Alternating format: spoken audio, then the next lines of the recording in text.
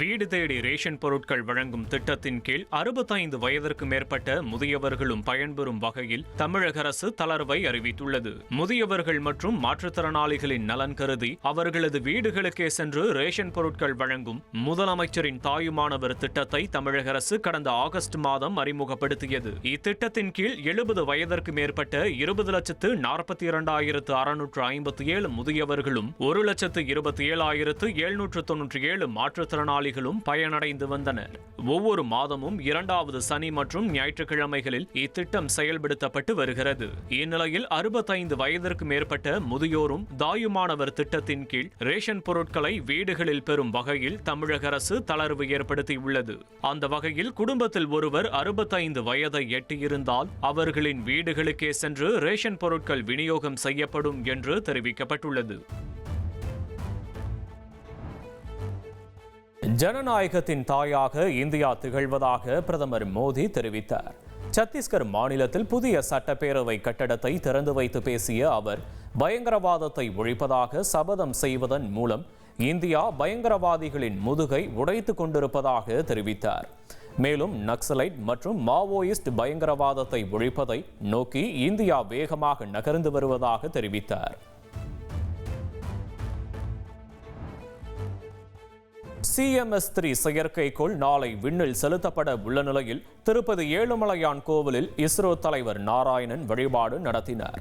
ஸ்ரீஹரிகோட்டாவில் உள்ள சதீஷ் தவான் விண்வெளி ஏவுதளத்திலிருந்து CMS-3 செயற்கைக்கோள் LVM-3 ராக்கெட் மூலம் விண்ணில் ஏவப்பட உள்ளது. இப்பயணம் வெற்றியடைய வேண்டி இஸ்ரோ தலைவர் நாராயணன் உள்ளிட்ட விஞ்ஞானிகள் குழுவினர் திருப்பதி ஏழுமலையான் கோவிலில் வழிபாடு நடத்தினர். செயற்கைக்கோளின் மாதிரியை ஏழுமலையான் திருவடிகளில் சமர்ப்பித்து பிரார்த்தனை செய்தனர். விஞ்ஞானிகள் குழுவினருக்கு தேவஸ்தானம் சார்பில் தீர்த்த பிரசாதங்கள் மற்றும் வேதாசி வழங்கப்பட்டது. ஆந்திர மாநிலம் ஸ்ரீகாகுளம் மாவட்டத்தில் உள்ள காசிபுகா வெங்கடேஸ்வர சுவாமி கோவிலில் கூட்ட நெரிசலில் சிக்கி உயிரிழந்தோர் எண்ணிக்கை 10 உயர்ந்துள்ளது. ஏகாதசி என்பதால் கோவிலில் அதிக அளவில் பக்தர்கள் குவிந்த நிலையில் கூட்ட நெரிசலில் சிக்கி 10 பேர் உயிரிழந்தனர். உயிரிழந்தவர்களுக்கு இரங்கல் தெரிவித்துள்ள பிரதமர் மோடி, அவர்களின் குடும்பத்தினருக்கு 2 லட்சம் ரூபாயும் காயமடைந்தவர்களுக்கு 50,000 ரூபாயும் நிவாரணமாக வழங்கப்படும் என்று தெரிவித்தார். இதேபோல் கூட்ட நெரிசலில் சிக்கி உயிரிழந்தவர்களுக்கு இரங்கல் தெரிவித்துள்ள ஆந்திர முதல்வர் சந்திரபாபு நாயுடு, காயமடைந்தவர்களுக்கு விரைவான சிகிச்சை அளிக்க உத்தரவிட்டுள்ளார். இதனிடையே கூட்ட நெரிசல் பலி சம்பவத்திற்கு குடியரசுத் தலைவர் திரௌபதி முர்மு, குடியரசு துணைத் தலைவர் CP ராதாகிருஷ்ணன் இரங்கல் தெரிவித்துள்ளனர். வழக்கமாக ஒரு நாளைக்கு 3000 பக்தர்கள் கூடும் நிலையில் 25,000 பேருக்கு மேல் கூடியதே விபத்திற்கு காரணம் என்று தெரியவந்துள்ளது. மாவட்ட பொறுப்பாளர்களுடன் அதிமுக பொதுச் செயலாளர் எடப்பாடி பழனிசாமி நாளை ஆலோசனையில் ஈடுபட உள்ளதாக தகவல் வெளியாகியுள்ளது. 2026 தேர்தலை எதிர்கொள்ளும் வகையில் அதிமுக மாவட்ட பொறுப்பாளர்கள் ஆலோசனை கூட்டம் ராயப்பேட்டையில் உள்ள அதிமுக தலைமை அலுவலகத்தில் நடக்கிறது. நாளை மதியம் 2 மணிக்கு அதிமுக பொதுச் செயலாளர் எடப்பாடி பழனிசாமி தலைமையில் நடைபெறவுள்ள இந்த கூட்டத்தில் பூத் கமிட்டி அமைப்பது தொடர்பாக விரிவாக ஆலோசிக்கப்பட உள்ளது.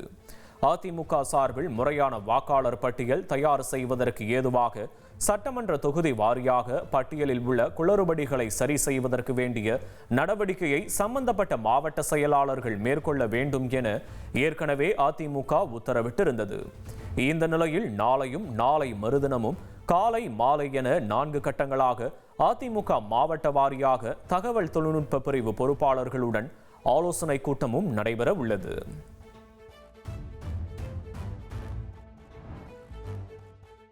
தமிழ்நாடு நாளை முன்னிட்டு தமிழ்நாடு என பெயர் சூட்ட காரணமானவர்களின் தியாகங்களை போற்றுவோம் என்று தவேக தலைவர் விஜய் வாழ்த்து தெரிவித்துள்ளார்.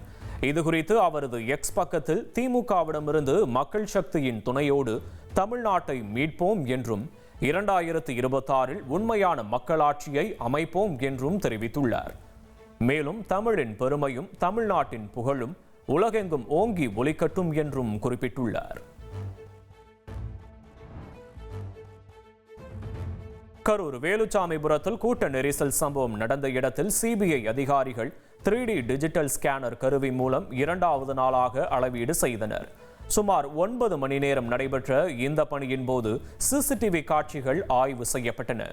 சம்பவம் நடந்த இடம் மற்றும் அங்கு எவ்வளவு கூட்டம் நிற்கலாம் என்பது குறித்து 3D டிஜிட்டல் ஸ்கேனர் கருவி மூலம் 1 கிலோமீட்டர் தூரம் வரை அதிகாரிகள் அளவீடு செய்தனர்.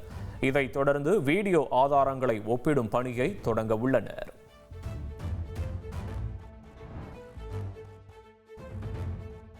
தனிப்பட்ட காரணங்களுக்காக தாக்கல் செய்யப்பட்ட வழக்கை பொதுநல வழக்காக கருத முடியாது என சென்னை உயர்நீதிமன்றம் தெரிவித்துள்ளது.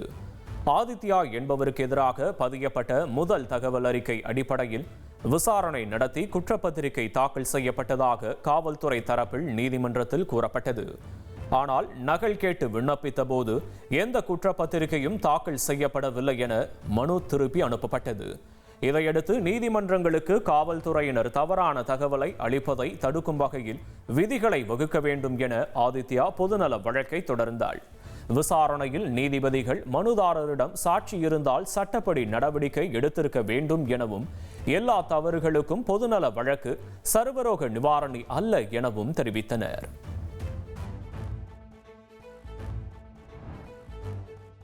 செங்கல்பட்டு மாவட்டம் மதுராந்தகம் அருகே காவல் நிலையத்தின் உள்ளே வைத்து இளைஞரை கழுத்தறுத்த சம்பவம் அதிர்ச்சியை ஏற்படுத்தியுள்ளது. மதுர் மற்றும் பாதிரி கிராமத்தைச் சேர்ந்த இளைஞர்களுக்கு 20 நாட்களுக்கு முன்பு மோதல் ஏற்பட்ட வழக்கில் அச்சரப்பாக்கம் போலீசார் 10 பேர் மீது வழக்கு பதிவு செய்து கைது செய்தனர். அவர்கள் நிபந்தனை ஜாமீனில் வெளிவந்த நிலையில் நீதிமன்ற உத்தரவுப்படி காவல் நிலையத்திற்கு கையெழுத்திட வந்தனர். அப்போது பாதிரி கிராமத்தைச் சேர்ந்த விஜயகுமார் பேனா கத்தியால் மதுரைச் சேர்ந்த வினோத்குமாரின் கழுத்தை அறுத்துள்ளார். காயமடைந்த வினோத் மருத்துவமனையில் அனுமதிக்கப்பட்ட நிலையில் விஜயகுமாரிடம் விசாரணை நடத்தப்பட்டு வருகிறது.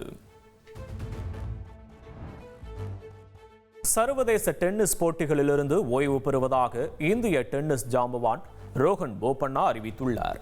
20 ஆண்டுகளாக டென்னிஸ் விளையாடி வந்த போபண்ணா 2017ஆம் ஆண்டு பிரெஞ்சு ஓபன் மற்றும் 2024ஆம் ஆண்டு ஆஸ்திரேலிய ஓபன் இரட்டையர் பிரிவில் சாம்பியன் பட்டம் வென்று சாதனை படைத்தார். ஜனவரி 2024ஆம் ஆண்டு இரட்டையர் பிரிவில் முதலிடம் பிடித்து சாதனை படைத்த போபண்ணா மிக அதிக வயதில் முதலிடம் பிடித்தவர் என்ற சாதனையை படைத்தார். தவிர்க்க முடியாத தம்ப்நெயில்ஸ், கலக்கலான கண்டென்ட்ஸ், சினிமாவும் சீரியஸ் பிரச்சனைகளும், பல வருடங்கள் தளபதி விஜய் கலகலப்பும் கைகலப்பும்,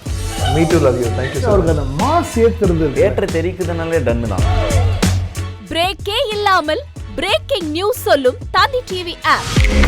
இன்ஸ்டா தலைமுறை வரை இறங்கி அடிக்கும் தந்தி டிவியின் டிஜிட்டல் எக்ஸ்க்ளூசிவ். அது தண்ணிக்குள்ள போகும்போது ஹேங் ஆயிடுச்சு. உங்களுக்கு விஜய் சார் எந்த அளவுக்கு ரொம்ப பிடிக்கும்? Of course, Malayalis are huge Vijay sir fans. ரெண்டு பேருமே ரொம்ப பிடிக்கும் எனக்கு. தந்தி டிவி ஆப்பை இலவசமா டவுன்லோட் செய்யுங்க. ஃபாலோ பண்ணுங்க, சப்ஸ்கிரைப் பண்ணுங்க, என்ஜாய் பண்ணுங்க.